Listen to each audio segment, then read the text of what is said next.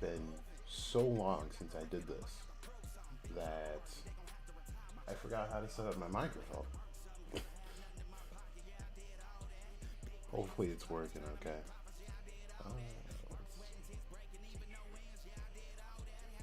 Since I'm live. Oh, what is oh?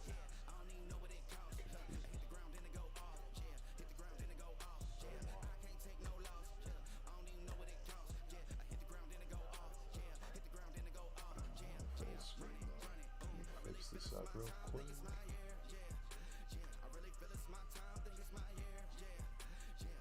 I don't know why this thing doesn't do full screen normally, but we can roll with it. We can roll with it.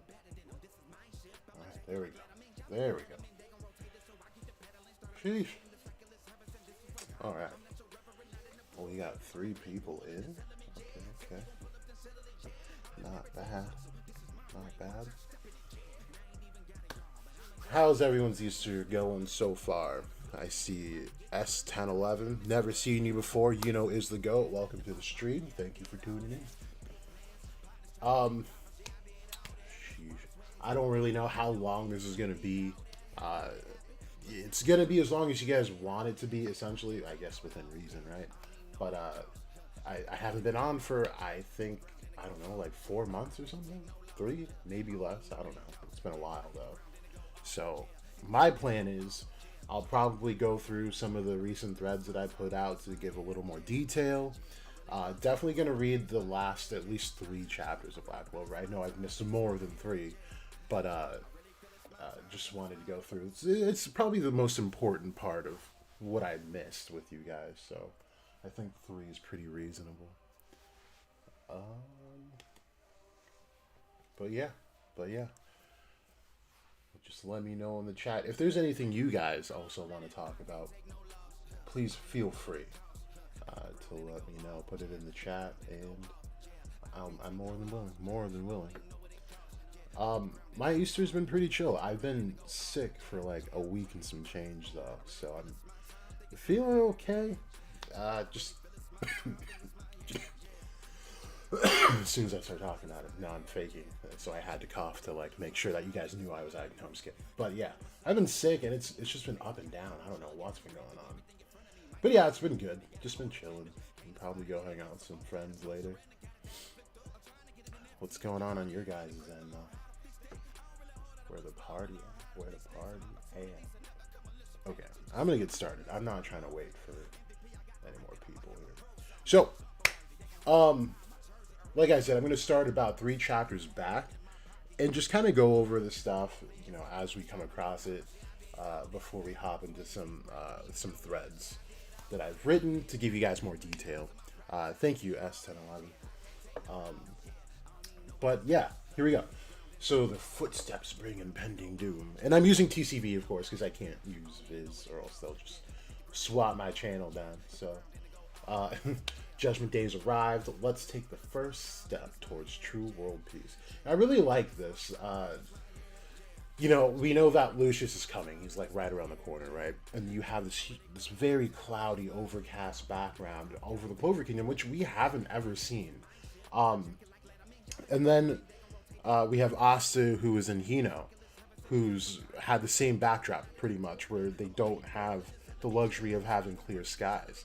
But Asta, using a devil, defeats the thing that was terrorizing their land, and in that same slash was able to clear the skies of Hino and give them a clear sky. So for Lucius to act in like this godly or angelic manner, but bring such negativity, and not to say that these are like Mana clouds or your Yoku clouds that he's bringing, but it's the vibe that Tabata is setting on a literary standpoint. That Lucius is not the real deal, but Asta is. But the dichotomy is that one is using devils and one is using, I guess, angelic power, but purified devil powers. And if we want to get super anal about it, we can say that it's angelic power truly, because the devils that he's using are fallen angels. So he's essentially restoring them to their angelic glory. I like this. So my question is that I don't think anyone's really been asking is, where the hell is Dorothy? And where? Oh no, Kaiser is there. I think Dorothy is the only one missing on the battlefield right now, which is kind of strange to me. Uh, I hope she would at least be looking for the Black Bulls with Noct, because I think Noct and her dream world could potentially, and with Finral as well, can potentially help locate Asta by using that pocket space, shadows, and the spatial magic, to kind of amplify everything. So I hope that's what she's doing. Other than that, I really do think she might be an op right now. She could have been captured, but no one's really asking the question, so maybe that's not the case. Just very strange that she's not here right now. Love that, he's just a part of this group, you know. So, saying each group is now in place. My thing is that they don't know when this guy's striking. You know what I mean? I don't, as far as I remember, I don't think he even told them, like, yeah, you guys have 7 days to, like, bolster up, and then, I'm coming. But for what it looks like, it just looks like they've been posted up for, like, days, waiting for this guy to drop in so they can fight him. But they don't know where he's going to be coming from. Well, I guess Clover Kingdom would be, like, the easiest one to assume.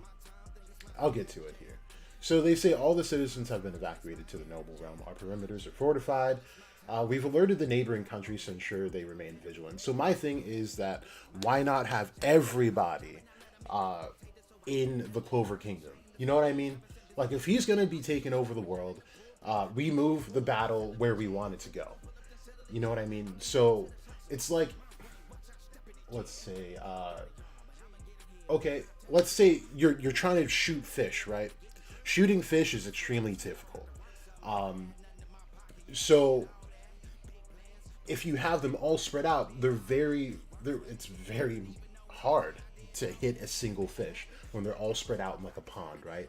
Now, let's say you put them in a barrel. It's much easier to shoot them, right? But it's a double-edged sword, right? So if you have a guy trying to shoot all the fish in that barrel, you can still have a guy who can block the barrel itself and the opening to it, or close the lid, as did here with the nobles, or everyone that was in the noble realm. But instead, they're just kind of leaving the fight to the Clover Kingdom, while the heart and the spade are kind of tucked out of it, and I don't really like that. It should be everyone's problem. And the Diamond Kingdom, I don't know what's up with them. I don't know what's up. They haven't been on the spade arc. They, I guess, didn't care about devils running amok, and they don't care that Lucius here. Something's going on with them, and we just don't know. But it's just really strange that no one's even brought up the Diamond Kingdom, right? We're in the fight for the literal world, both with Lucifero and with Lucius here, and not one mention of any Diamond Mage or the Diamond Kingdom in general. It's just completely insane. But maybe there's more stuff happening where, like, it's intentionally not being brought up because maybe something's happened to them. I don't know. Maybe they've been, like, yeeted out of reality, like our boy Leopold, right? They're not questioning some of the things that we are, and it's just strange. And when you have a devil who is controlling time, who also should have the powers of gravity and spatial magic that Beelzebub has, I mean, nothing is absurd to say. He should be able to control reality and the fabric of it itself. But what bringing Leopold or the Diamond Kingdom out of it would have, like, what kind of impact that would have is beyond me. I just don't get that. But anyway, they've alerted the neighboring kingdoms. Unfortunately, we were unable to find any trace of Lucius. Our only choice is to wait for the enemy to come to us and face them. Again, I just don't see the sense in not bringing every single person to this fight. But that's me. Love the squad shots. The Silver Eagles. The reformed siblings, right? Like, just think of, like, how far we've come as a series. Where Nozel, Solid, and Nebra were just complete ops. Like, we did not like them at all. Nebra's always been Bay to me. I don't know about you guys, but no, but they've come leaps and bounds. They've seen the error of their ways. Not that it absolves them from the things that they did, because what they did were pretty ugly. And even though even though his was the most altruistic intention, what he did was still not okay. So the fact that we've come this far and see characters like this come together is really cool. The Vermilions have always been pretty solid. Love that. Rill and his useless ass squad is there. I don't know why people are so hyped up on Fragile. She's cool, I guess. I don't know. She had that one entrance, or not entrance to anything, but Magic Royal Knight, whatever it was. The Purple Orcas, these guys are legit under Kaiser's rule. Kaiser is dope. They will put their lives on the line for a single attack. I love them. I think even though they only got one-shotted by the Ancient Demon, like, that said everything we needed to say about the reformation of the Purple Orcas, where they started out really dirty, right? Killing Zora's father, Zara, because he was just weak. But then having someone at the lead like Kaiser, who is a very, very solid mage, as far as a character, very foundationally solid. How much that leadership changes a group, And this is what we see with Yuno as well.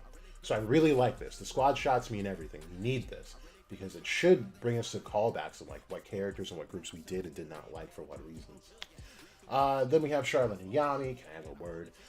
Well, how do I put this? I'd like to apologize for avoiding you recently. I will set aside my personal feelings during this battle and fulfill my duty. That's all I wanted to say. The hell's with that? Nobody's worried about that kind of stuff. You'll always be my comrade on the battlefield, Prickly Queen. Well, once the battle's over and done with, we should grab a drink. Although alcohol is probably a no-go for you, huh? Referring to that Vanessa and Charlotte drink off earlier in the series, I do like that callback because it's not one that's like super crazy or anything, but it's one of those things where Yami plays this aloof character, but he notices everything. I don't think he's ever been oblivious to the fact that she's had feelings for him, but considering now that something we didn't know back then was that he's had a very rough past, so things like love may not come to him, not because he doesn't want it, but he might feel like he doesn't deserve it. You know what I mean? That's a lot to hang on your shoulders. He's in a land that he doesn't belong, and he's got no way to check up on his little sister, how she's doing, how his friends are doing there. So things like that now into consideration is important, and he's starting to lose things here. He lost a father figure, Julius. He was betrayed by a brother figure who should have been William. And then Asta, a son-like figure for him, is like, those are some devastating blows. So I'm sure now he's coming around to the fact that he's got to hold on to what he does have, because the things that he's had around him from the beginning have dissolved and faded away over time. And Morgan being one of those people as well. So just something to think about. I do like the heavy undertones, and it doesn't have to be directly stated, but these are things we have to think about when we look at these characters, like their backgrounds, what brought them to this point, why are they saying these things? Just very beautifully written to me. But anyway, I said, I've got something I'd like to talk to you about, so how about we chat over a cup of tea instead? And I love that. What a guy. Because, like, you guys know, like, you guys have fuckboys, and you're like, hey, let's go for a drink, let's go to the bar, like, let's go party. But you can tell he's serious, although drinking might be the preferred thing for Yami, especially at this point. Having a cup of tea, something that she won't, be knelt over the toilet puking, after a few rounds. He's genuinely trying to connect with her, and that's great for Yami. We'll see if it happens though. We'll win this, and then I'll hear you out, and then the shot of the demon bones. Love that. Then Jack, show up already. I'm dying to rip you to shreds. Then we got the big flash of light. He says, "Greetings, everyone." So I like that he's wearing, like, I know it's the spade stuff, but it's like, it's dark, right? I think that just like captures him and his motives, even though they're supposed to be altruistic, right? Then we see Morgan. And I just love that Jack, like, when we first met Noct, he mistook Noct for Morgan. And then right when he does that, he kind of gets put in his place by Noct's power and his devils, right? And then the same thing happens here. So he goes, I was just thinking about how I hadn't seen you around, Noct, you bastard, so he already messed with you. And then by the time he realizes, it's like, if you're reading this, it's too late. Morgan one-shots him, cuts off the arm, puts a hole in his gut there. Now, this picture brought up a multitude of things here. Because, and I remember someone was, I forgot who it was, but I know they're usually on my stuff on Twitter, so it must be like some type of regular. But I had brought up that Morgan's wings are very unique, and not just the fact that he's got 4 wings, and I think one of you pointed out that it could just be the resurrected people that get 4 wings, and that does end up fitting into the grand scheme of things. And when we see other Paladin, when we compare Lily to someone like Morgan or Morris, who also has 4 wings that we'll see in a second, that could definitely fit. However, say that isn't the case, we do still have these designs on the wing that we have not seen out of a Paladin, right? We've only been exposed to Lily, really, and then we do see Asir later, who doesn't have any patterns on her wings at all. And we'll get to the resurrection thing, why Asir doesn't fit the schematic either, why I have to reject the idea of the 4 wings belonging to people who are being resurrected. So to have these symbols and these designs makes me question if there's something special about Morgan that he's able to draw out a certain type of power from the devil that he's using, which is Lucificus, right? Lucificus, as we know, has 2 wings.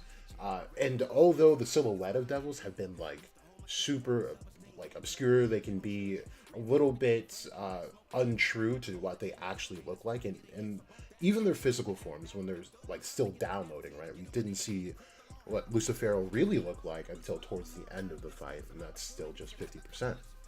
So consider that he comes from a family of devil hosts, right? Noct had a talent for it. Now, this is not to say that Morgan probably didn't have a talent for it. Consider that twins are one and the same being, and that's not myth or anything. That's pure fact. So we can say that maybe that talent is split between the two, and that he could do the things that Noct could do, if not maybe better, right? Something that Noct couldn't do was make a contract with the Supreme Devil. That's when he got completely out of control.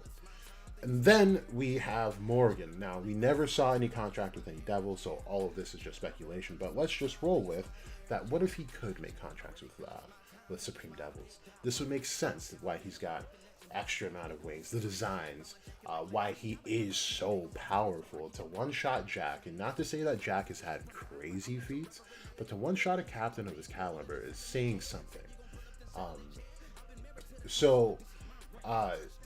There is that, and then there's also the fact, let's say it has nothing to do with devil potential per se.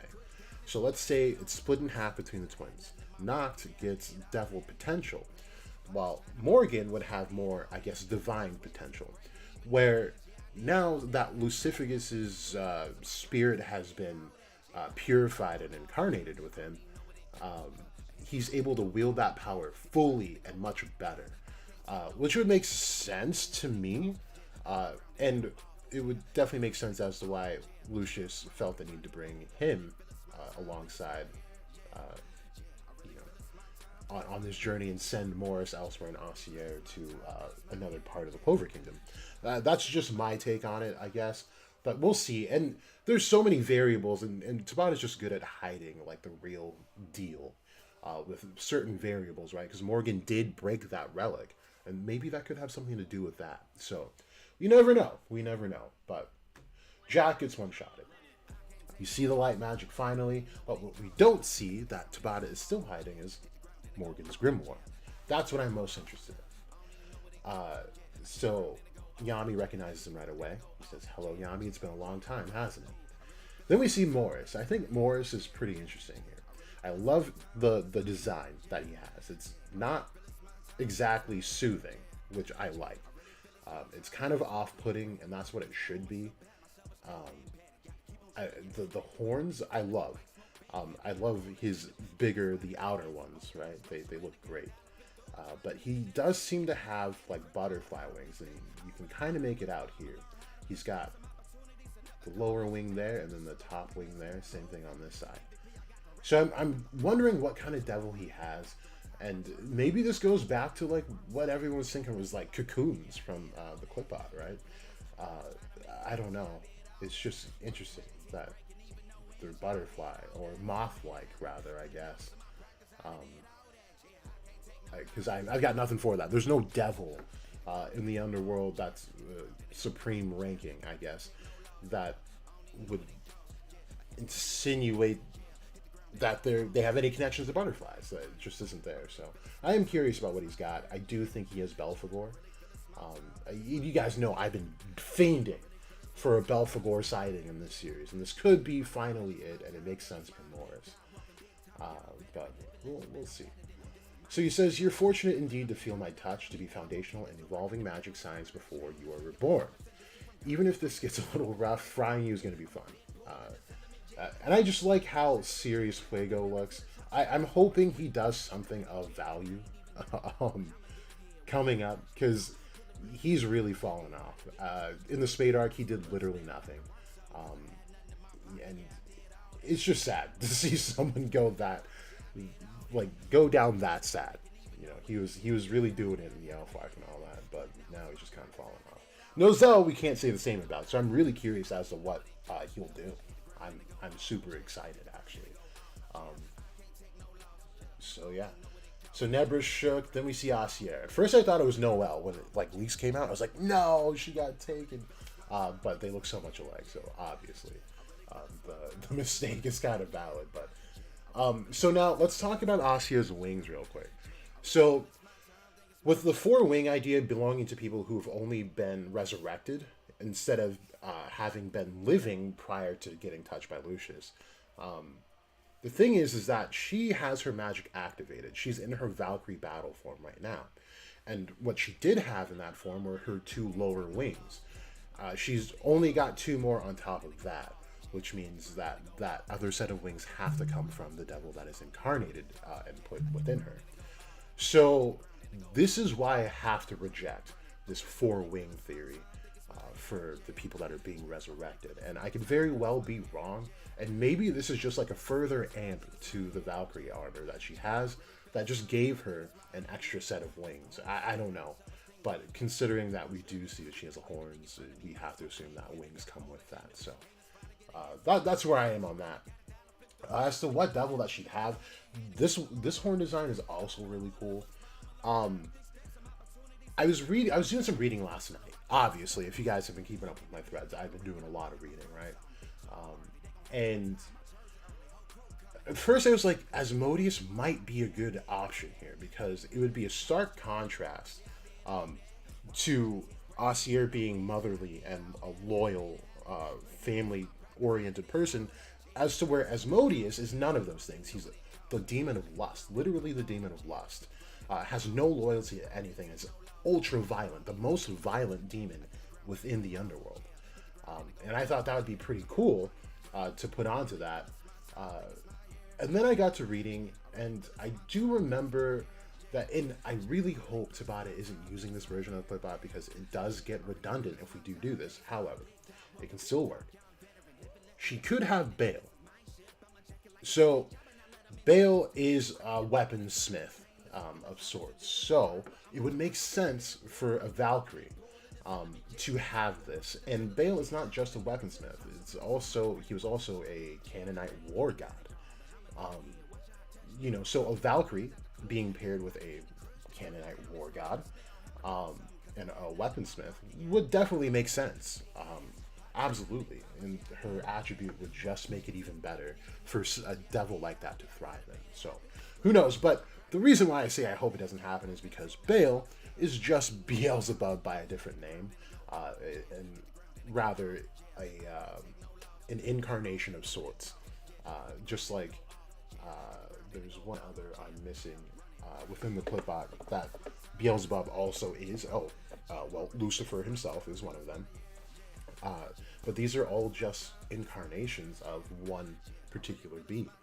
So it just gets convoluted. But I guess it could be written away. You could just write it away. But Tabata's been sticking pretty true to the lore. So that's why I'm hard pressed to like just look over it. But she says, I never would have expected to be fighting all of you like this. And Nozelle's, of course, shook because we just saved this lady. So then we have civilians looking up at the sky. They see the angels. And I love this touch because the angels here do not look soothing whatsoever. They're not comforting at all. I love it. I love the look of this. Looks like Empyrean. I did make a post about that. Just a very nice view of it, right? Perfect. Tabata could not have done anything better with this last panel. And he says, now then, let us grace this world with happiness. And we just see nothing but shadow and just ill intent. Like, he's not here for anything good. But he might believe that he is, which is the crazy part. So, next chapter. Let me read what you guys are saying in here. Iqbal, you think Dorothy is going to fight a Dremelech? It would make sense, because, I mean, she's got her peacock feathers, and, you know, Dremelech is supposed to have a peacock tail and a mule's head. But we'll see about that. Sunjin, how you doing, buddy? Cool. That's it. Cool. Let's keep it pushing. You guys, I'm sorry. I don't give one single shit about this movie. Like, not one. It doesn't look good to me either. I'm trying, but I'm a fraud. You guys know that. Anyway, okay, here we go. So, Yami catches Jack. Now they've been fielded, which is great. So, what I mean by fielded, of course, is that they're trapped on both ends. One by Lucius and the other by Morgan. And Morgan's kind of the shepherd here, right? He's going to corral them if they try to go anywhere else. Not that they would want to, but this is definitely an uphill battle. The final battle begins in the Clover Kingdom. Jack's taking a blow from the supposedly deceased Morgan. It's not just a blow. Like, this dude is dying. But I think Yami's saying he's already healing because William puts up his tree, which can be offensive as well as defensive at the same time. So that is a big plus, but that arm's not coming back right away. So they would need, what's his name for that? The guy who reattached Yami's arm. I forgot his name. I always think it's Mark, but it's not. Damn it. Owen. Alright, so then we got William charging in like he's going to do something important, but then it's whacked, so that's a good thing. Unfortunately, it did not cost him his life, but whatever. Lucius says, regretfully, you're not my opponent, and just kind of bodies him. If I'm not mistaken, that's the same arm that got yeeted by time magic before in the elf art. Could be mistaken. It could have been the other one. But yeah, how that didn't like deteriorate his nose though is, come on. Let's be real. I want some of that nose gone. I want some of that face gone. Charlotte's worried. I don't know why. William's stupid. None of you have the power to stop me. And he says, now, bear witness to the final judgment. So I love that he was just going to do this. Like, he has no intention on fighting anyone. It's just, dude, lay down and die. Like, that's it. Anton, how's it going? He tried. He did what he came to do. And so everyone's shook here. What's this light? The sheer number and amount of magic is overwhelming. We have to stop them or else the kingdom is gonna... There's no way we can stop them. We can't protect anyone. Perish. So I love... It just looks ominous. And I like that a lot. then we have this iconic shot. This will go down in history. I don't know where this extra line came from, TCB, but that wasn't. I was like, dude, what is happening over here? But it's just like some random extra line from this game. It was just weird because it was like it just bypassed the entire thing, and this, like, if we scaled it, it's way faster than all the light there. So like, what the hell was that? But anyway, yeah, it threw me off when I first saw it. But the stars, man, this is gonna be one of those like you had to be there moments. Like, there was nothing like this in League Night. I'd never been so stoked to see something like this. Because at first I was expecting like, oh, Yuno's just gonna like, I knew he was gonna have a shit ton of stars. That was like obvious, but I thought he was gonna use it to put it over like every single citizen in the kingdom and use conjunction and put them in like the what's it called, the Heart Kingdom, so that they're hidden away at least, you know. But no, this was much more efficient and much cooler to me. This was super dope. And this is what I was talking about earlier in the stream here. If you put all the fish in a barrel and you're trying to defend a fish from someone who's trying to shoot them, you put a lid on it, easy to go. Like, you've defended everyone efficiently. And then the magic disperses, and then everyone's just, so I guess no one has seen Yuno's star magic in play, or the civilians. I guess they don't have no real reason to. But he says, how could it prevent an attack that big? Looks stars, but it's not night yet. And then we see it's literally just snowing mana. Now, someone brought up a good point, because I was saying, because someone had pointed out, like, well, Yuno could have saved William before he, rushed in to get bodied by Lucius, but he needed all of this mana. So this is Yuno's thing. Every spell takes some type of preparation.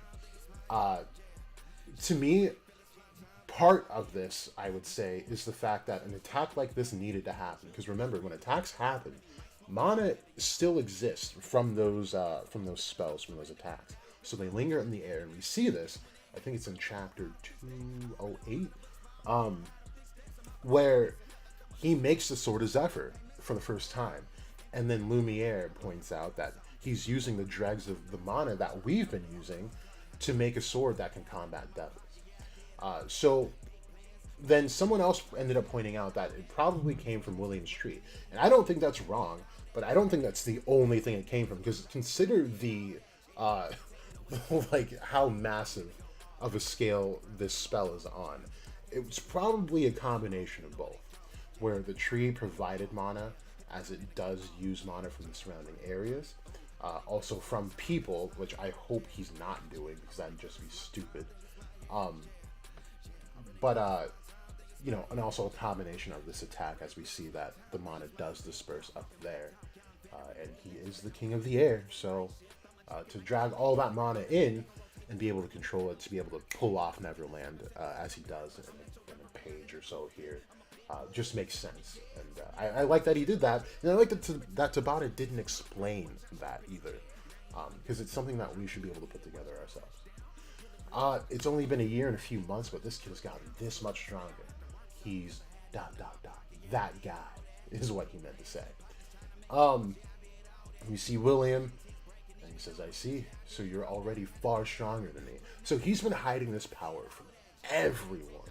He's just been laying in the cut, knowing he's stronger than all of the captains here, except for Yanni, debatably. And so William's like, you're the captain of the Golden Dawn. But to be fair, he's probably far surpassed that. So, but it was a really cool moment to see that he's got the captain status, and he has surpassed Asta once again. So now Asta's got to climb up 2 more levels. And to surpass Yami is not something that's an easy feat. And I don't think it's something that Yami is quite going to give as easily as William did. Asta, I think, still has a lot to learn mentally. To have that kind of resolve to lead a group of people and defend an entire nation. Is he strong? Is he on par with Yuno? I think he's stronger than Yuno. Absolutely stronger than Yuno. But it's a much different matter to protect people while fighting, when his power does nothing but isolate him. And and kind of put others at a disadvantage as well, at its highest potential. So he's got a lot of work to do to be able to get there. But yeah, I want to know Asta's reaction when he knows that Yuno is now the captain of the Golden Dawn. That's the reaction that I'd like. None of these people matter. Orsi sucks, she sucks, you suck, that little kid there sucks, and Nash sucks the most. So I was hoping the light beams would at least hit them, but they didn't. Tabata sucks, whatever. He says, I'll never forgive you, Lucius O'Gratis. So I like this. Like, he's been stewing in this forever. He's been stewing in the fact that he just lost his brother, and he's threatening everything that he knows and loves. Yeah, Yuno's gonna be pissed. But he says, however, the reason I'm gonna defeat you isn't because I can't forgive you. It's because I'm the one who'll be the next Wizard Emperor, or at this point, Wizard God, because goddamn, this kid pulls off some crazy ass feats. He says, as expected, I will have to destroy you. This man also aims to become the strongest. Great. Good chapter. Good build up to what is now the current chapter. Bro, these ads. Like, come on. Someone's got to sponsor TCB so they can get rid of all these bullshit ads. Like, God, it's overkill. Okay. So, you gotta stand down, or stand off, rather. You're strong indeed, but that is not enough to stop us. I think he just says me, but I can't remember right now. Then we have the angels. I want to know, like, what is the resting position of angels? They probably don't. They probably don't sleep anymore. And they're probably going to act like sentinels more than anything. So I guess being like moving statues makes a little bit of sense. So let me check the chat. I just saw someone drop like a paragraph in there. Okay. Rohan, what are my thoughts on Morgan not having a halo? It could be a multitude of things. I made a thread about that, actually, that we can just read real quick. It could be a variety of things, honestly. But let's just go through this real quick. What? I thought that was just on my page. Interesting method on curing spina bifida, or not spina bifida, I forgot the name of it, but whatever. Jack Oaks, go. Or is it? I think it's just. I'm confused. We'll see if this works. I don't know why it's not there's no search function for your own profile on the like laptop computer version. Okay, there we go. Okay, let's go to latest.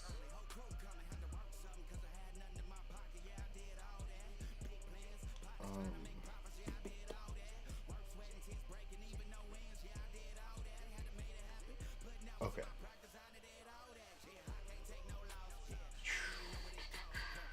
Go to the top of this, and then we'll just read. It's not that long, but here we go.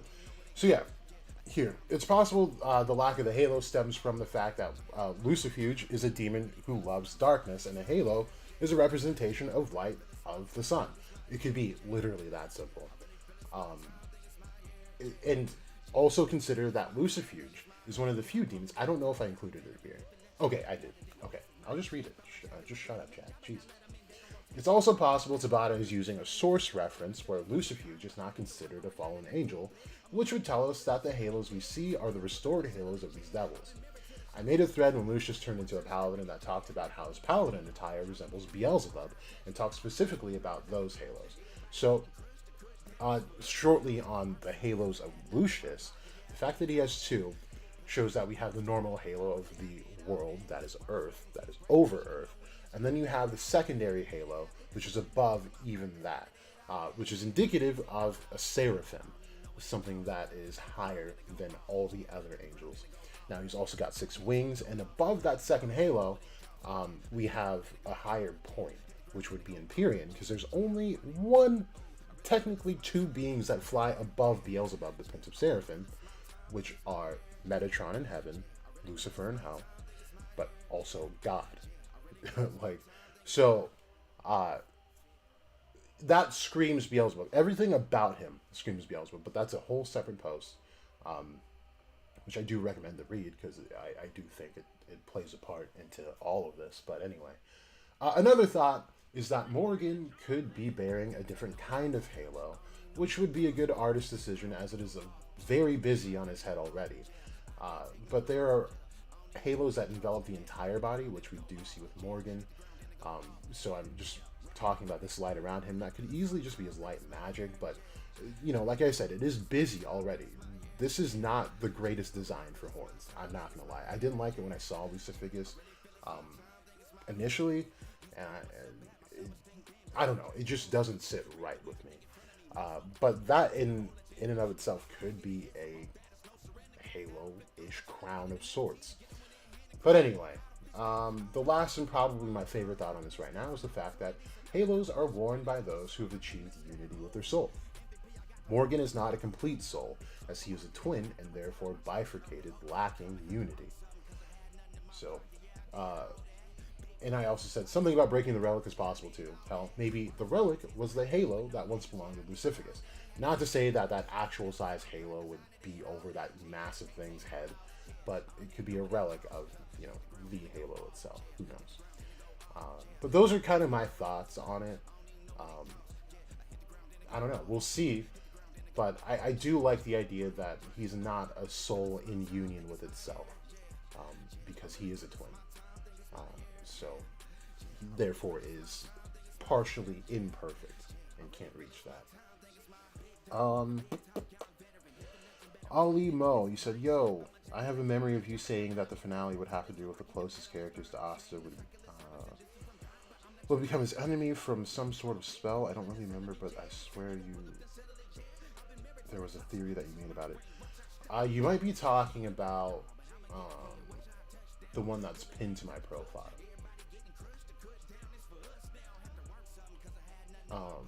And it really most has to do with Austin Liebe being separated, right? I guess I can kind of go over this. I don't remember how long this is. I don't want to read things that are just there for you guys to read, but it's not that long. Okay. So yeah, it says, Asir got her soul liberated by Noel and Nozel. Now they got to watch it. But this could be a bit of a blessing, though. Nox, who's lost his brother. Liebe, who lost a mother. Yuno, who lost a father, etc. Asta can save them all, and they would be alive again. Stuff like that doesn't come without a cost, though. I don't see Asta being the MC that has the same kind of happy ending as most others, especially since a lot of people would be getting saved by his hands. I think the most sobering and powerful thing... Oh, maybe this isn't it. Is it?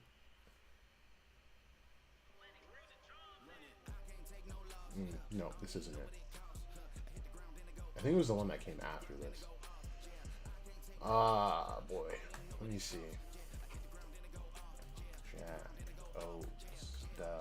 Go. If you guys ever make channels or anything, just make sure you have shorter usernames. Shit's annoying sometimes. Sita. We'll go with the latest one. Although it might pop up. Oh no.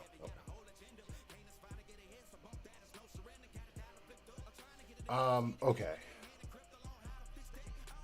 I think this is it. If it's a part of a thread, it is. Okay. Yeah.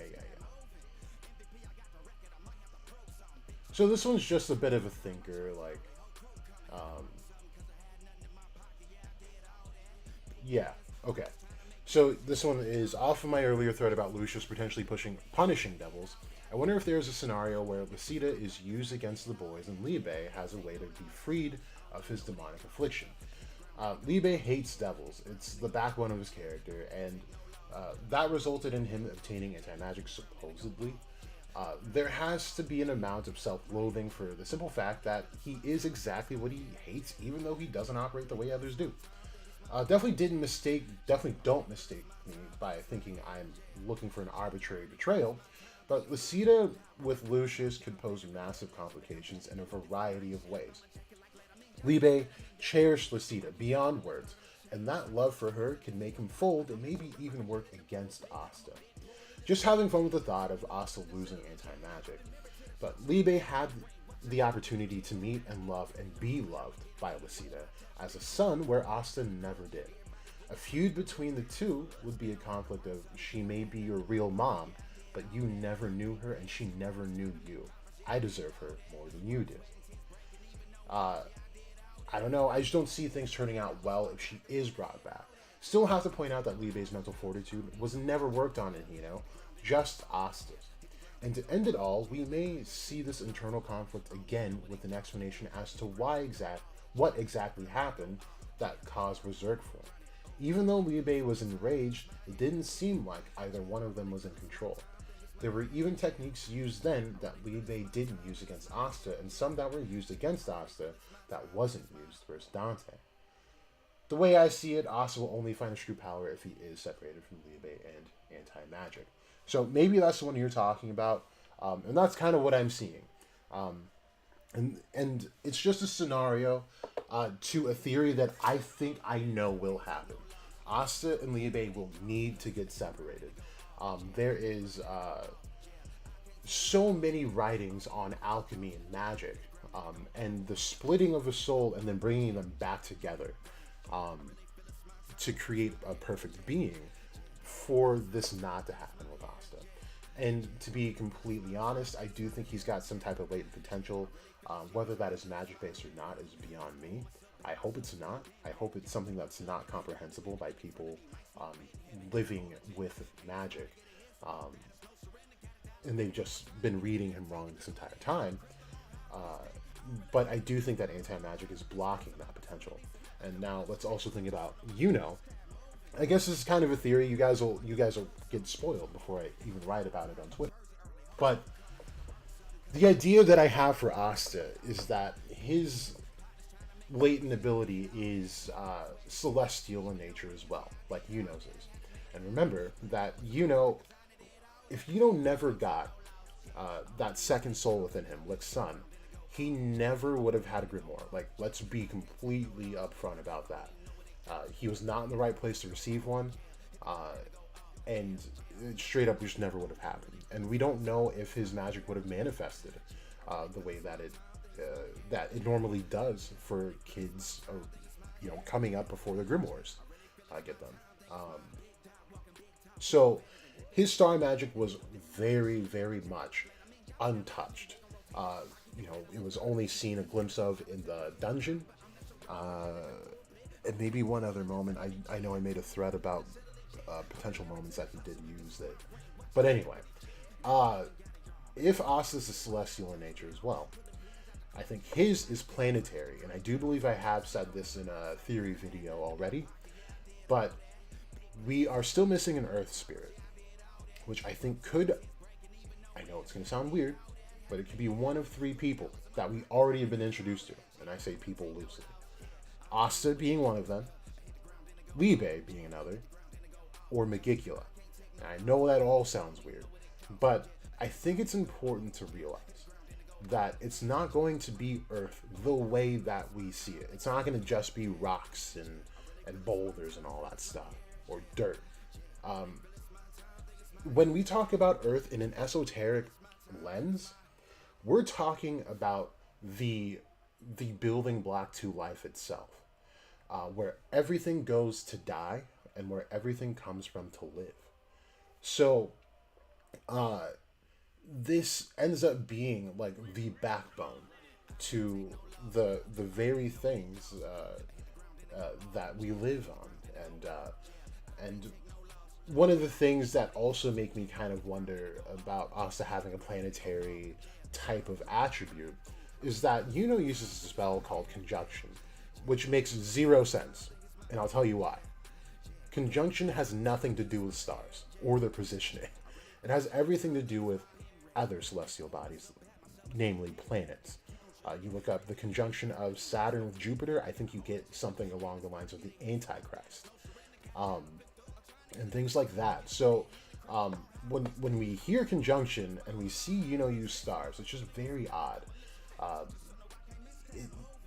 yeah, I guess that's all I can really say at this point, without going into things that I have to explain super in depth about. Um, but anyway, yes, I do think uh, that Asta will be pitted against Liebe. And it'll stop him from going into Devil Union for sure. And we have to remember that he does not have a pure 50-50 contract with Liebe. Liebe owns more of Asta than Asta owns of Liebe. And that's just a straight up fact. Um, so that's that. I hope that's the one you were thinking about. If not, maybe it was someone else. Anyway, let's keep it going. They all attack these sentinels, these angels. And this is something I did not peep. Like, when I first read it, I was just like, oh, it just got attacked by everything, right? And it just stood there and did nothing. And maybe, if you're like me, blind initially, it actually did attack them 5, 6 times with every single attribute. And I think he even says it. I'm so stupid I can't read and I can't see. But, yeah, it counters every single element. And then we have to realize that it also has light, which should be a conglomeration of all of those things. Um, so very interesting that that happened. And Morris even says that he combined a bunch of people, but we'll see that. So it has multiple attributes, a tremendous amount of magic. It's completely impenetrable. And then Morris says those who were unfit to be part of the world have been modified to become its guardian angels. Renegades that brought the world to chaos are now harbingers of order. What a rational world this is. So I do think this is Zerx. I straight up, I think this is Zerx from the Purple Orcas, the one that Zora bodied. Because remember, he would fit under this thing. He's a renegade that brought the world to chaos. He was working with the Diamond Kingdom, and smuggling things he shouldn't have been smuggling. He was killing people he should have been protecting. So I think he is one of these Sentinels, which I think is really interesting, and it makes sense the fact that Morris would have him, right? Because after getting bodied by Zora, where else would he go? I think the Diamond Kingdom's the next best place, but just to be used by Morris in this sense. So I think that's pretty cool. If it is, I don't know. But clearly he's been mashed up with other people, so that's weird. All of those angels have this kind of power. It's hopeless. And something that I was wondering is, like, are they not able to pull that massive attack off again? Like, what's stopping them from doing it again? Or just spamming it? Like, can't hold it up forever. He didn't, you know what I mean? So, I don't know. Maybe I'm just a different villain. It doesn't matter if you're a noble or even a knight. There's nothing any of us can possibly do. No, you're wrong. Blah, blah, blah. Hey, it's a cool moment for this guy, right? Because we know he's timid. And he usually uses his mushroom to be, like, to inspire people. But for it to just be him, it's pretty cool. No matter the odds, we must fight. We must protect our people. Even if they were no match, even if it was reckless, even though they were from a lower class, they still fought. That's how they became stronger. And the same goes for me. So, Soul, of all people, rushing in for this. This was a straight up death wish, but it was just a device to, get Yuno's Neverland going, to see how actually effective is at the spell. Because we know Soul is weak as hell. But she was able to stop this kind of attack, right? So just imagine the kind of amp these people are getting, especially captains that are caught up in this, right? So just saying, Soul was probably used for that purpose, because we know she's probably one of the weakest characters in the series.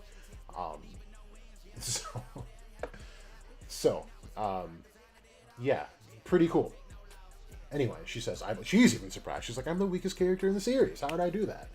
They're like, but how? Soul's magic got stronger just now? And I like this, because this is something I was saying so long ago, that these spirits are not alone. There are so many more of them. They exist everywhere. But they have, like, leaders and kings or queens. So, with Sylph, these are the wind spirits. Like, they're literally everywhere. These carry the winds.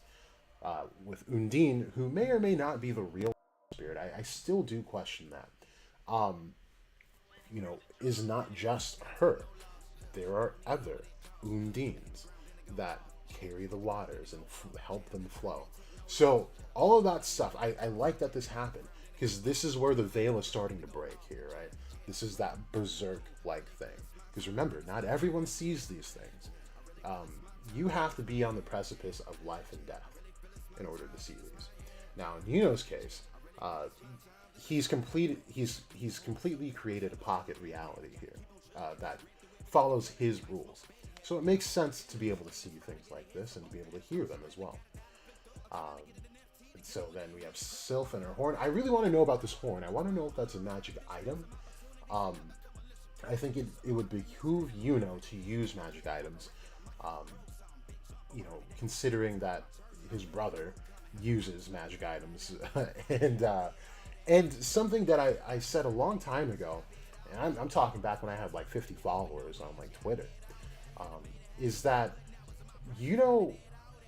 doesn't waste a moment. And I just made that thread about all the things that he's learned on the battlefield that he's applied using his star magic, right? One of the things is that he learned that Julius was using the Swallowtail. And then it showed him just before the Spade arc happened, flying over the Demon Bones of Lit. And he was just flying there. And there was no real reason behind the fact that he did that. He was just doing that. And I said, he's probably looking for a magic item or another Swallowtail. Something. Because getting information like that and not running with it is absurd. Absurd. I'm telling you. And you guys probably agree with me, right? Like, you probably watched Dragon Ball Z. As soon as you heard about the hyperbolic time chamber, you're like, dude, I'd be training in there my whole entire life, so I could be the strongest person ever. You know what I mean? So why not, in Yuno's case, he's using all of these spells that people have been using all throughout the series, and these concepts and all of that stuff, and then he doesn't use a single magic item? Yeah, that's complete BS. I think he may have visited a dungeon. I don't know. But I think it's cool that she has that. We also, the skins are really bad, but I do like the touch that Belle has stars on her wings. So this is telling us that spirits don't necessarily need to be matched up with their attribute that they rule over. They mesh with the mage that they choose. So this probably was the best situation Belle could have found herself in. Was not just a wind mage, but a mage with star magic. To further bolster the type of spear magic that she's able to lend him. So I think that's cool. The arm itself, there's a couple of different things I think can be happening. Since Belle has stars on her wings and is able to use Spirit Dive, I do think that he kind of took after Asta and Fuegolian in a sense, where Asta kind of offered his arm to Libe, and Fuegolian was able to cloak his arm with the spirit power of Salamander. I think it's a combination of the two, where I know this kind of will contradict what I say, or what I just said, but let's say spirits have to go with like elements, right? She just got hooked up by the fact that he has another attribute. So there's a trade happening here where she's taken elements of Yuno, and Yuno's taken an element of her, and they've both combined it into an aspect of themselves. So for Yuno, he's using it in his arm and channeling it. So like he tells Belle to go in his Grimoire and just store mana so that he can just come up right out the gate with all kinds of power. He probably did the same with his left arm. And now that he has part of Belle to do that, he's able to do that consistently. So I think that's cool. Wrapping it up, I don't know what that does, unless it's like anti-magic bandages. I don't know what wrapping it up does. It just looks cool for anime. But anyway, this we called, as the Jacko's community here, we knew that he was going to be able to manipulate the flow of magic. I did not know it was going to be time, though. That was insane. So he says our allies' magic gets stronger while our enemies get weakened. So he's combining elements of Nozel Silver Star, Rill's Twilight of Valhalla. Uh, what else? I had it all posted on it. He's using so many things, and this is the perfect spell, right? Oh, the concept of what William was doing against Xenon, right? Where he was trying to help them, like he was getting them out of harm's way, but he couldn't do anything about their strength. They couldn't help themselves. And this was a post I've been looking for a hot minute. I just still can't find. But I did post during the Spade arc how the Dark Triad, or it was when we found out about Perfect Bodies, trying to make sense of, maybe it was a video, that's why I can't find it, the sense of Lucius's plan to kill a world to make them stronger so that they can fend for themselves efficiently, versus keeping the world as is, having a few strong people try to defend all these weak people. Which one is more efficient, right? And so that's kind of the battle of the concepts here.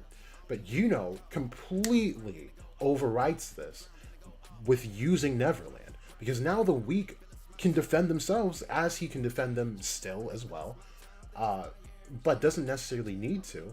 And the enemies become weaker in this sense. So he's completed the perfect spell. Like, that's all this is. Which I do think could end up being his biggest downfall here. And I guess we'll talk about it when we get to the end of this. But I think this whole thing was just really well done, really well executed. Honestly, what a cheeky junior, I'll admit it. You have what it takes to be the Wizard King. And we see the rest of the Golden Dawn with the other sylphs here. Really cool. We couldn't fight. We were even about to die. And you know what? I'm glad this happened. I didn't even think of this. Because remember, when I was saying how Asa's power only isolates him and it doesn't allow for anyone to really fight alongside him, Yunos is all-inclusive, of course. And if we go back to the Spade arc where Asa uses Devil Union against the Ancient Demon in the Clover Kingdom, Klaus and Latoile are there to hype him up. But they can't do anything with him because they're just weak. They have nothing in their arsenal that can possibly help Asa in that situation. And so their only device is to cheer him on. Whereas here, they're fighting alongside They're not just cheering him on. They are here to fight with him. And that's the difference between the two. And something's got to be done about that. You know what I mean? But anyway. We couldn't fight. I really like these. What was said here. We were even about to die, but thanks to this magic, we can fight until the very end. I think he says in the officials, until we die. Or something like, we couldn't even struggle, but thanks to this magic, we can go down, like we can die fighting. I like that. They're really serious about putting their kingdom on their backs and protecting them. I like that. And we see the reform of just the mentality of all of these mages and these knights. Because they really didn't care about people back then, like, if you ask me, so... we are Magic Knights, so fight and defend. Love it. We got, I want to know where he was going. Like, was he just flying away somewhere? I don't know. Because Lucius was right in front of him at a point, right? So, I don't know. I just wanted to know what he was doing. Anyway, Lucius caught up with him. And then he uses Chronostasis.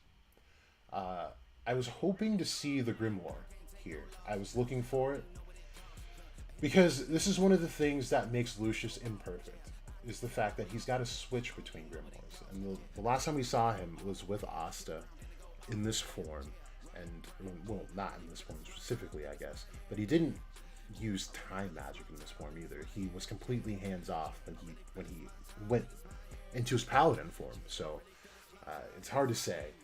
But before that, when he was using time magic, it had to be the Grimoire that we saw with Julius. But then when he used soul magic, it changed back.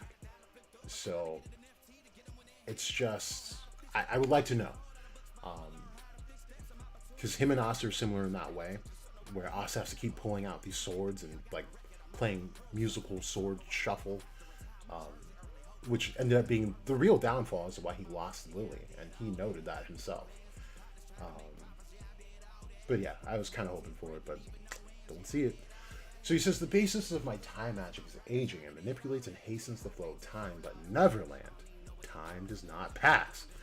This was crazy. Because this whole time, sitting in here, he's just like, he's chilling. He's like, I'm about to scare the shit out of this guy. Because realistically, also, could still have a few stars at his disposal here. He probably doesn't need every single star in his arsenal to pull this off. But he could use conjunction and get out of this so easily, because that's what he did with Xenon.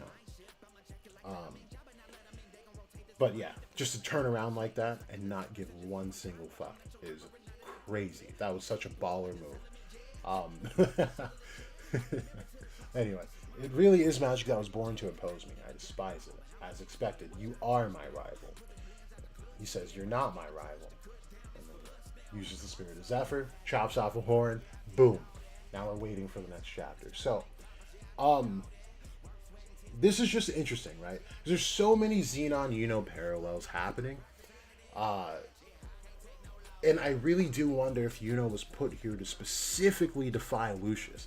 And remember in the anime, the kingdom had no idea who the Zogratis siblings were. But we see them in the Spade Kingdom, right? So what sense does it make for no one to know who they were, where they came from, when they were clearly a part of the Spade Kingdom? Xenon even went as far as becoming one of the lead knights that they had, or guardians for them. So why go as far to say all of that? So there's a couple of things that could be happening there. Is that simply some weird stuff with time? I think that's as simple as you can make that, right? Or the whole thing could have been an elaborate fucking illusion for Xenon, and that sucks. Because remember, they were waiting on Xenon for years to come around. There was no doing this plan for Lucius without Xenon. And the fact that Lucius's face is blurred this entire time when Xenon's trying to recount the things that happened is extremely sus. Because in dreams and in hallucinations, you cannot see your face. If you try to look into a reflection, you won't see it. It'll just be blank, blurred, whatever. So, my thing from back then still remains the same. That out of, if anything, if all the Triad are not a part of Lucius himself, which I think they are, it's at least Xenon. Right? And it's just these continuous parallels happening with and Lucius. Because he says to Xenon, these pages were specifically engraved to defeat you. And Lucius points out himself that this is, like, he's opposing everything I am. Everything I am. So, either the Spade knew of just Lucius, and knew of his plans, and knew that he was up to no good. So they made an effort to make a mage, biologically, that would counter him fully. And then the Triad came after. Could be that. I just think it's just all very strange to me. But speaking of the Triad, I did make a post just last night. It was in the dead of night. And it is straight up taken from the book of the Left-Hand Path of Magic, which I have read on the channel before, but I don't think I've read this specific excerpt from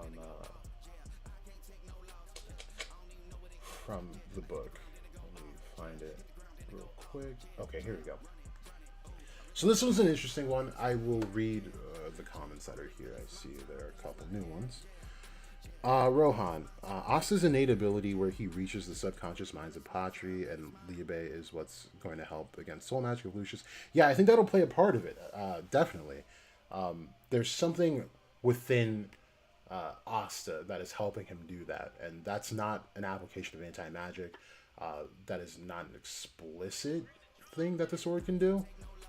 It seems very unique to Asta, so I think you're right there.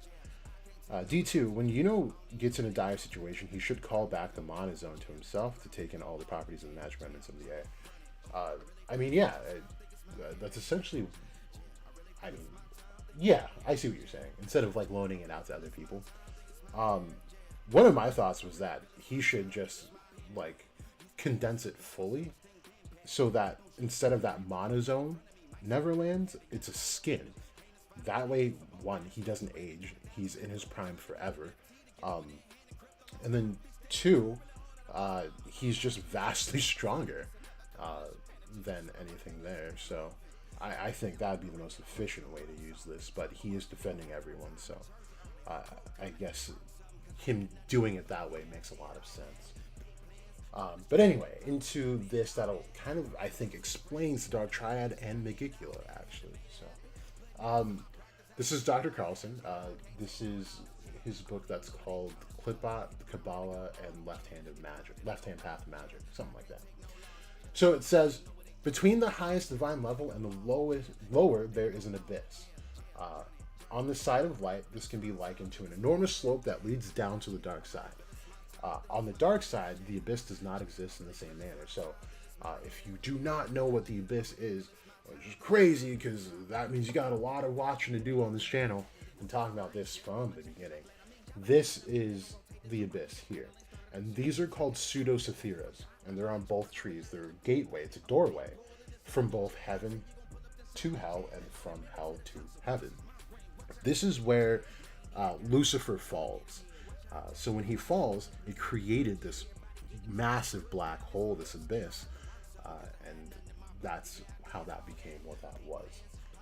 And now it'll explain more about the functions of it and why and what it does.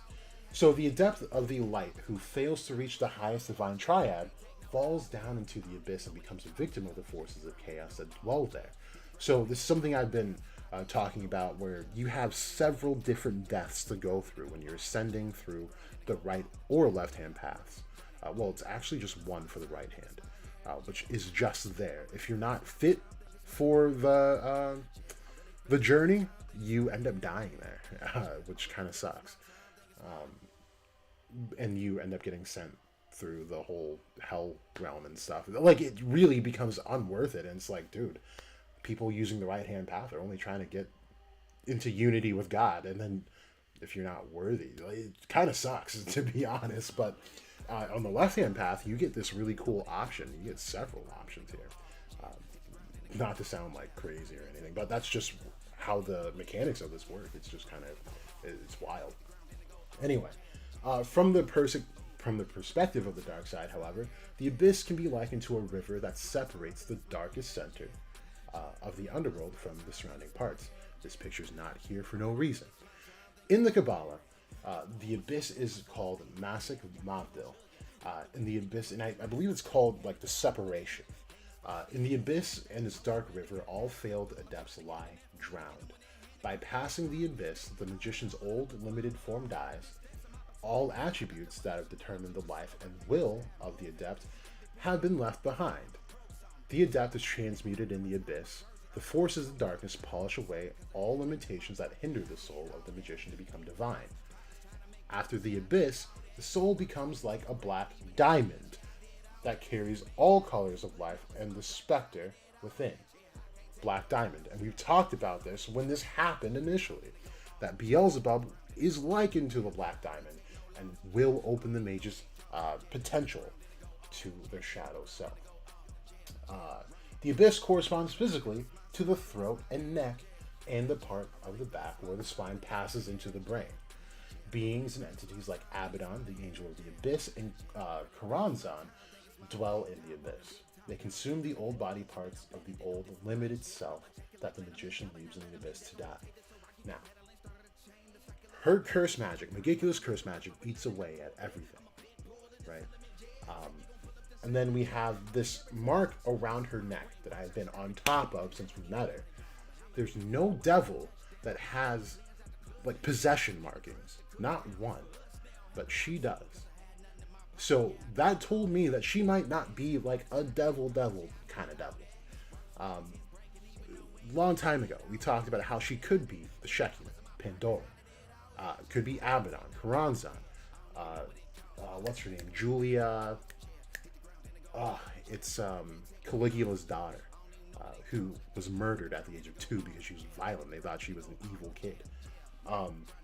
So many things, but they all end up coming back together because they're all pretty much the same being. It's so weird that this archetype is so faithful to all of these both real life observed people who then translate into these like deities and entities.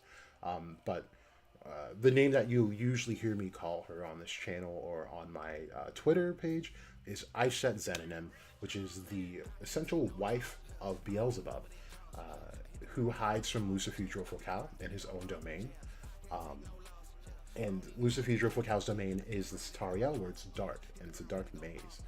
So here we have her with wings filled with eyes.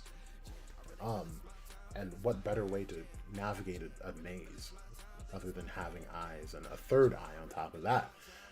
Just very peculiar. But back to that throat marking, it's a mark of Lucifero, obviously, right? Now, consider the fact that witches, in general, strive to be working with the devil, just Satan, not Lucifer, though. And if it's, well, okay, let me back up a little bit, because this is why the whole Satan thing is a whole big debacle. Satan and Lucifer are not the same being. However, Lucifer is Satan. So to clear that up, Satan is a title.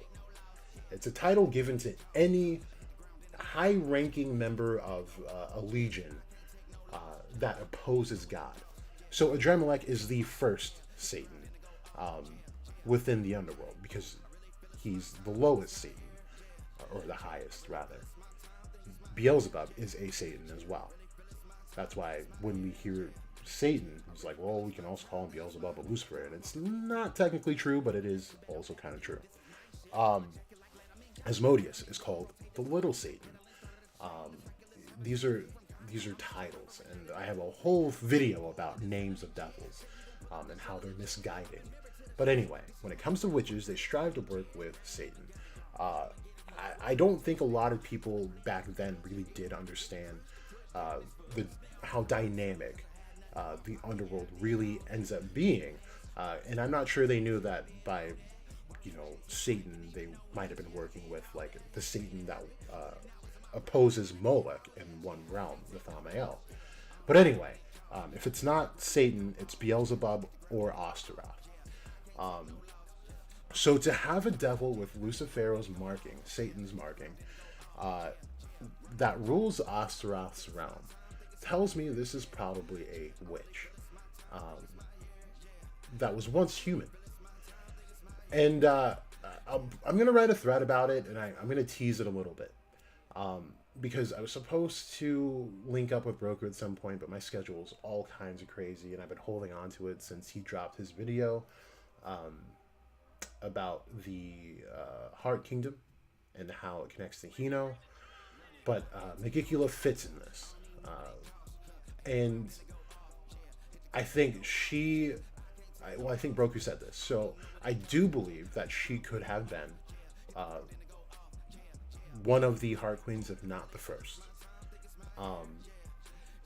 And there was a separation that started with her. And the separation were those who used nature's mana, which is more divine, I guess, versus those who wanted to use more arcane types of magic, more stuff that doesn't necessarily stem from nature. And so if we think about the Heart Kingdom being connected to water heavily, right? The split would be water and blood. Now, what is the only other nation that we know of that uses blood magic and witchcraft in its truest sense? It's the Witch's Forest, right? Their queen is specialized in blood and curses. This is not a coincidence when we have Vonica, who has blood, and then is paired with a witch who uses cursed magic, or a devil, rather. So I do think it's just, and I think it's just like a nice little split that Tabata can use in a literary sense, that blood and water really don't mix. And it didn't mix so much that the origins of magic kind of came from here, right? Where we're using nature's mana and all of that and respecting the things around us, while the Witch's Force is kind of using transmutations to be able to get their way, and manipulating things like fate, things that should not be tampered with at all. And so I do think it starts with Megicula, though. So that's kind of to tease it. There's more to that, but she's a very special devil, and we're not done with her. And I can't believe there are people that say that we are done with her, because it's pretty much proven canonically that only 2/3 of her died. So there is that. Anyway, let me see what you guys are saying here.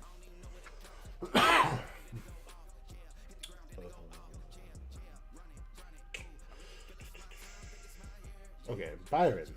Jack, do you think Lucius will use gravity magic next, or will he just heal himself with body magic and start using it? You know, either one is plausible. Depending on Lucius and his mentality. If he's toying with we won't see gravity magic until the very end of this little scuffle that they're about to have. Because at the very end of the day, gravity magic trumps pretty much anything when it comes to time and space, right? So yeah, if he ends up using it, Yuno's whole Neverland is a complete bust. Using the body magic would be really interesting, though. I do like that. One of the things that I think will happen, though, is we have to remember this guy's got soul magic, right? I think fighting Lucius is a complete moot point. There's no point in fighting Lucius whatsoever. And the reason I say that is because we've not seen one named spell from his soul magic. Not one. And that's kind of crazy. So we've talked about souls and the reincarnation of them, the incarnation of them as well, and the cycle of them. It has to mean that Lucius is very aware of using the cycle of reincarnation, knowing the flow of souls. So now I have to remember Bleach. Remember when Aizen is fighting the captains, or the captains rather are fighting Aizen, and they think they got him. They really do. But it's someone that was a comrade, that wasn't even a fighter, I don't think. And they didn't realize until they'd killed her. And one of the comrades that they were healing on the ground just gets up, starts walking away. They're like, whoa, you're okay? Like, what's going on? Why are you walking towards the battle? And then it turns out that's Aizen. So what I think is that, yeah, Yuno's in a position where he's countered everything Lucius can do. There's nothing he can do in this space. But that is where Lucius capitalizes. Every time Lucius dies, he just jumps into a body, turns the soul into what it is for him, and so that vessel now becomes Lucius, while the vessel that Yuno just struck down is a comrade. And now this gets even worse when he's funneling magic, the flow of magic, through allies. So if he's doing this with allies, Lucius has a small window to be amped up by the powers of Neverland.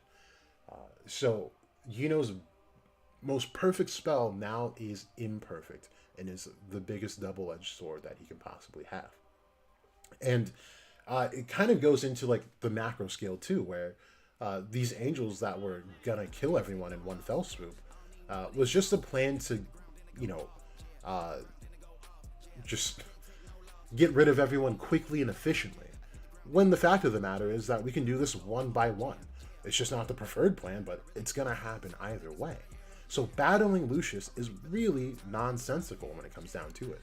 That's the thing that I like. That's what I'm hoping for. But yes, I do think he does. I've been saying this we're going to look up how long I've been saying this, because I need you guys. I need you guys to know. Because so far, a lot of my DNA magic stuff from that video and the Antichrist stuff is really coming true. It's just happening little by little. Let me get to the content though.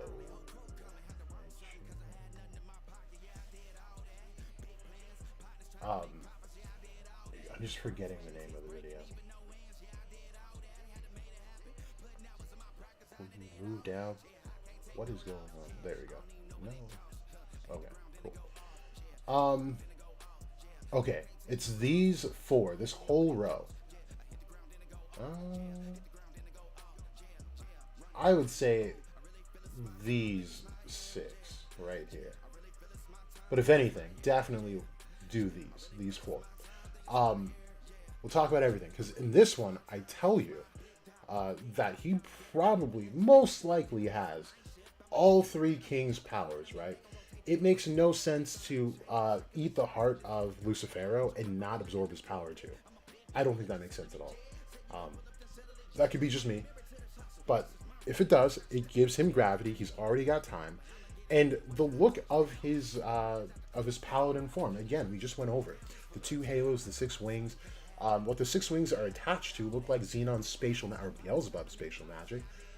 It all screams Beelzebub. The antlers that Xenon got after making a contract with Beelzebub scream it all. So, all of that in turn should let him manipulate reality. I also say I think it's in this one, or it's in this one, or both. Or maybe it's in this one. That, with his siblings, if they are in fact part of him, and he's just going to absorb them back, he has body, bone, and blood. And we already know that he can recreate a mage from the ground up, or create a mage from the ground up. Which in turn gives him the power to bestow an attribute on them with his soul magic. I mean, it all goes hand in hand. So if he can manipulate reality and bodies from the ground up, there is no beating him. Not without anti-magic. That's my stance on it. But I'm crazy too. So. Muffin, you need Xenon to return. Yeah, I think it'd be cool if Xenon did return. But I do think Xenon is Lucius. So, I don't know. We'll see. We'll see. D2. Oh, wait. Rohan. I wouldn't be shocked if Yuno is fighting an imposter Lucius while the real Lucius is still sitting in that chair with his siblings. I mean, could be. That's something we all said when Dante first arrived on the scene, right? Like, oh, he's got body magic. Remember, everyone was saying, like, oh, that brain or whatever was in Morris's little lab thing in the spade art. That's got to be Dante, and it just wasn't. Like, I don't know. So I don't know. I don't know if Tabata will do anything like that. It'd be cool. It's plausible. But we did get our hopes up for that before. D2, Lucius's dialogue goes along with Lois completing the operation of the sun. It makes me think Yuno's star magic just hadn't reached material form. It's basically what's described in the Emerald Tablet. What do you mean by the operation of the sun? I don't remember anything like that with Lois. Okay, Samuel, do you think the three Zorgrada siblings will return? Yes and no. I really don't know. If they're part of him, they're already there. If not, I would hope maybe they do come back. I'm really just banking on Xenon, though. I think he's got potential to do something greater with his life, especially now having met Yuno. I also found something pretty interesting that I'll probably write about later that refers to Xeno's name and kind of what I talked about when I read you guys that thread on the Abyss and how failed mages go there. Yeah, and it might explain their magical attributes as well, but I'll write about that later. Byron, Lucius is giving me serious walk vibes. Yeah, kinda. I think there's something bigger out there than Lucius, though. I think Lucius is essentially a pawn. I know people don't like that idea, but Lucius is just one big free get out of jail free card, like for these devils, is what it is. And the fact that he's kept the drummer like out has it's gonna be his downfall for sure. Um, I mean, the kid let Asta live. This was not something that Lucius even wanted.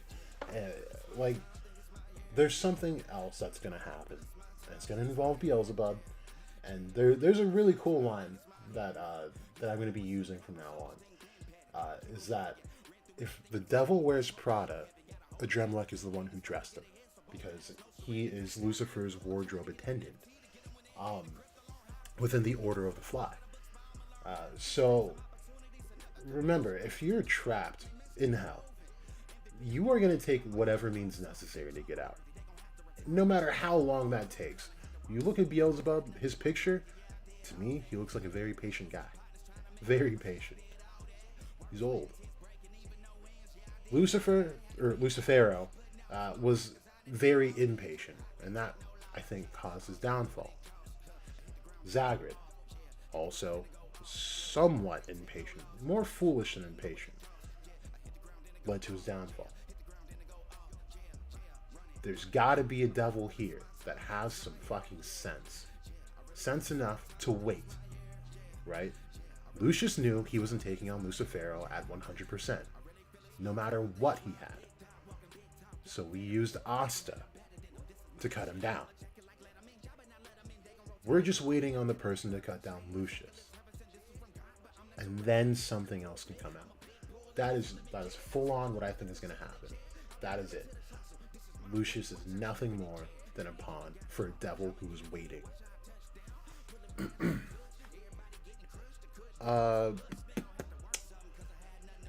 Sunjin, imagine if Osteroth already seen Lucius's future before he was born. I don't think it's impossible. I mean, that would it'd be a useless struggle. But yeah, I mean, Osteroth got a get out of jail free card easily. I think he gave himself up to Lucius, to be honest. Like, I think he was just ready to be out, but knew, like, of course, what would happen ultimately. So, Byron, along with heavy Antichrist vibes, because after reading the chapters on Daniel's dream of the future kingdoms to come, Babylon, along with I have no idea what you're talking about there. Who's Daniel? Oh, is this like a biblical sort of thing? I don't. I'm not good with regular names. I don't know who Daniel is. But yeah, definitely Antichrist vibes, like 100% all the way. Samuel will also get a second devil if he can control the devil. I don't think he's going to get any more. There are a lot of videos that I had in the beginning where, like, I thought he was going to house every single devil there is. But I don't think so at this point. I think it's going to be best that he ends up losing Libe, and then coming into his own with whatever he's got, which is who knows what. So, yeah, that's what I think. That's what I think. I don't know what else you guys want to talk about. Other than that stuff, I mean, I could go over some more threads, but I mean, I think they're pretty straightforward for the most part.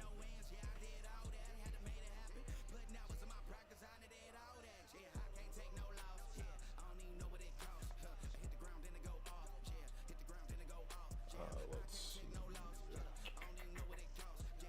Yeah.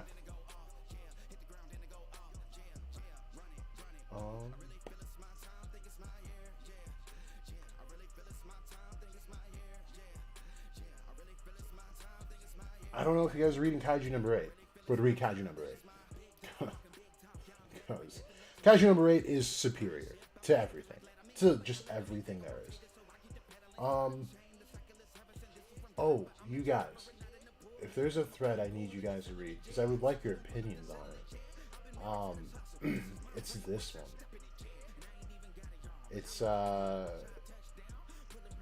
It's interesting. Let's see. Where does it start though? Good lord. I talk too much on here.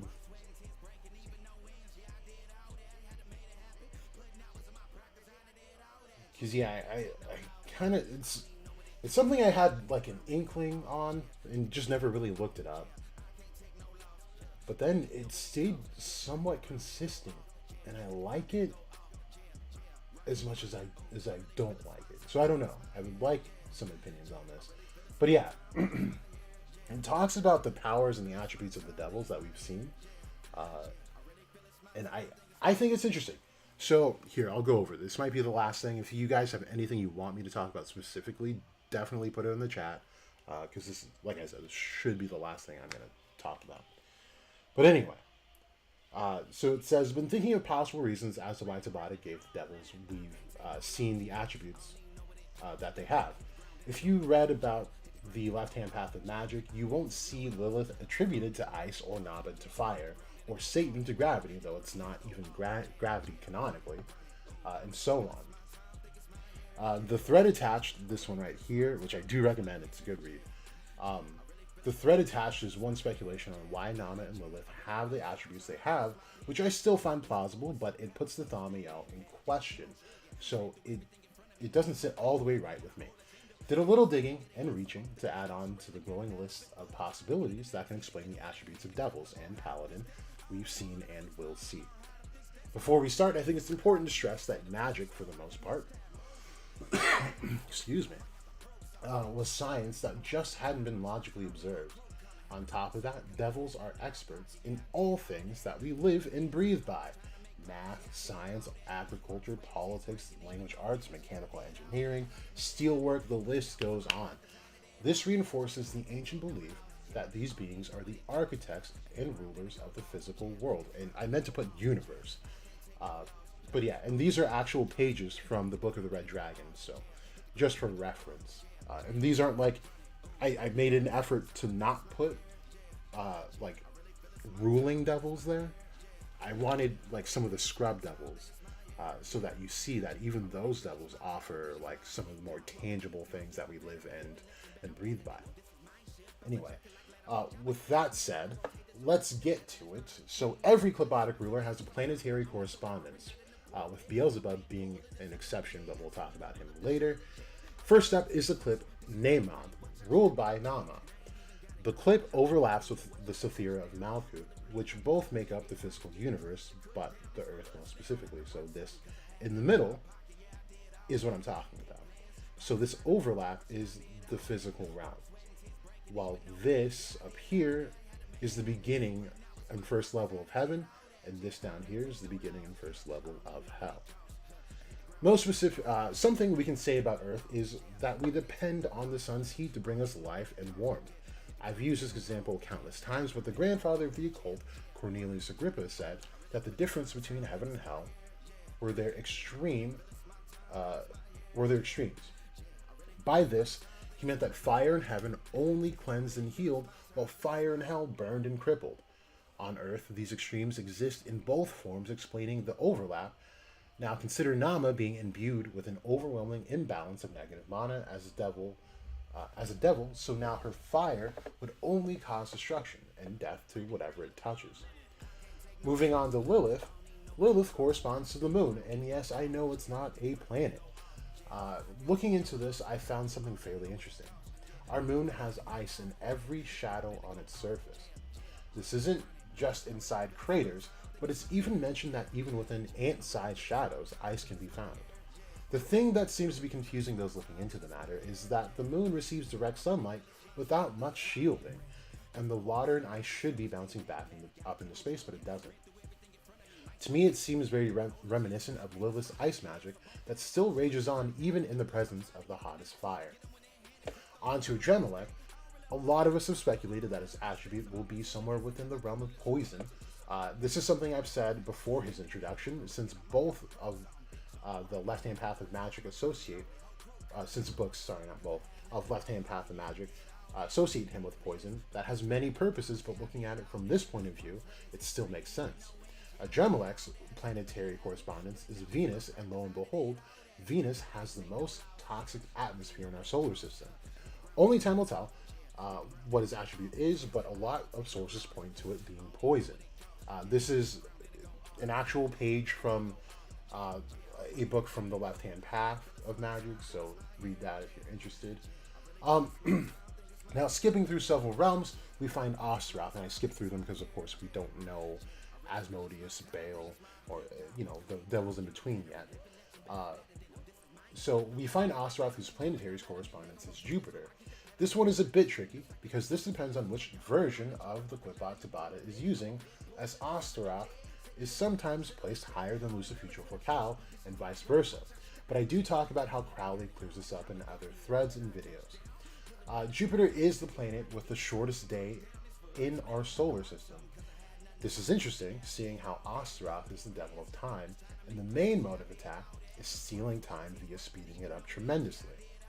To go further into this, I want to double back to Adramelech, because the planet with the longest day is Venus, and aside from Liebe, Adramelech is the youngest Supreme Devil we have seen, and yes, I believe Liebe is the Supreme Devil. Just an interesting observation that might not be a coincidence. We then get to Lucifugus, who may be Lucifuge Focal in the series, just using the Latin name. Lucifuge's planetary correspondence is Saturn. Something that makes Saturn unique is that the light from the sun is scattered by its rings. They call it Saturn glow. This, in the logical world, would mean that it creates a variety of glowing lights, but considering that we're talking about the dark side of the Sephiroth, then we would be speaking of a black sun, which radiates a Luciferian black light, in which Lucifuge would and could be scattering, instead giving us darkness. It's a shame we don't have any other relics linked to Supreme Devils that we can compare and contrast, because Saturn is known for its rings, and though it fit on Noct as a bracelet, it would have been a ring on Lucifugus. I won't go into Megicula because I have many thoughts on her where she may not actually be a devil. I would just recommend watching past videos and past threads. At best, she would be Aishet, who is an aspect of Lilith split into 3 parts, and is correspondent to the Moon, Earth, and Saturn. The last devils, Beelzebub and Lucifero, are tough for the reason that attributes have not been... That's interesting, now that I put it that way. Lilith being split into 3 parts is Aishet Zenonim, where she's correspondent to the Moon, Earth, and Saturn. We just said that the Moon and Earth would be correspondent to Nam and Lilith. And I say Earth just because when you look at the Qliphoth and the planetary correspondences, they use the symbol of the element of Earth, but not the planetary symbol of Earth, which is interesting. But so we know that Nam and Lilith, their fire and ice just burns everything away. And then we just talked about how Lucifugus uses darkness and scatters that light, and clearly just evaporates people, right? So then using all 3 of those attributes, you would kind of get curses. Like, it kind of makes sense that way. That's interesting. The last devils, Beelzebub and Lucifero, are tough for the reason that their attributes have not been fully explored. And for those that forget or don't know, on that sheet, gravity magic and spatial magic coming from these respective devils are in quotation, or not quotations. There's a question mark in parentheses after both of them, meaning that they can be described as that, but that is not what they are. So it's tough to say exactly what they can do. But anyway, when it comes to gravity at face value, Neptune has the second highest gravitational force, Jupiter being the highest, and this corresponds to Lucifero, or Satan. But maybe we can rule Jupiter out, as it is not your typical planet and is a gas giant somewhere between a star and a planet, thus putting Neptune as a planet with the highest gravitational force that is also completely solid. When it comes to Beelzebub, many planets have been attributed to him. You'll find Uranus, Neptune. I think Pluto has been one of them as well. But lately, you will just see the sign for the zodiac there instead of a planetary correspondence. But it is noted that he rules over the zodiac, which are the fixed stars that hide the real heaven from the souls trapped within this universe. This concept is called the Halls of Amenti. Beelzebub's spatial magic creates pocket spaces. All of these elements and attributes are great, but without a space to live in, none of it can possibly exist. On the highest scale, Beelzebub literally holds the entire universe in his hands. Don't let his ranking under Satan fool you. This was a temporary status, as shortly after the fall, Satan is usurped, and Beelzebub reigns from that point on as king of demons. To leave this on a darker note, let's consider that Lilith is linked to the moon, and Beelzebub to the stars. The second lowest and second highest devils, and we have Ciel with moon magic and Juno with star magic, in which he can fix their positioning. Something is happening there, and anyway, I hope you enjoyed the thread. So, if you guys could give me any input on that, whether you agree or disagree on it, I'd love to know. I just think it's very interesting that you can find some sense in the planetary correspondences and the attributes of these devils. I think it's really cool. Let me read what you guys have to say real quick. Daniel is a prophet in the Bible. God gives him a dream of the future, and Daniel personified these kingdoms as various beasts with multiple heads and horns. Interesting. I don't know if I've read that at all. One of the horns that emerged from the beast has a mouth and speaks great things into the world and performs miracles. Oh, that's the first Antichrist. Okay, I see what you're saying. Oh yeah, I do know what this is. Yeah, that's in my Antichrist video. Yeah. What do you think will happen in the next chapter? We're gonna see the fight go down. I think it. I want to see more of Morgan and Morris, to be honest. So I wouldn't mind not seeing what's happening to Lucius. I think it's gotten to such a height, like a pinnacle of interest for the fandom, that Tabata could and has enough room to cut away from the fight and then show us what's happening with Morris. I'm very interested in Morris and Austin, all those battles actually. I want to see their second attribute is what I want to know, because then we can probably start, linking devils to them and stuff like that. I'm very, very ready for this. Byron, I meant a goat with various horns on various beasts. Is it a goat though? Because I know there's a scapegoat, and that's a Zazel, but you get two beasts that are considered Antichrist. One comes from the sea, and the other comes from the earth. I don't know why Beelzebub didn't do anything to control Lucius or Asur. Who says he didn't? I think he's playing a long con. I think Aseroth is working with Beelzebub. They were all working together to overthrow Satan, and Lucifer is still out there. And that's the one that they work for. And I do believe Libe is Lucifer, if not both Lasta and Libe. I don't know how that's going to work out, but they work for him. And they're all pretty loyal. Like, you read the source lores on all of them, they don't abandon each other, is the thing. The only one that they abandoned was Satan, because he was way far out of line. He was a tyrant, just like we see in this series. So, yeah, that's my input, you guys. It is Easter. I have people hitting me up. I'm hungry. I'm sick. I'm tired. I'm ready to drink some alcohol. So, you guys, feel free to hit me up on Twitter.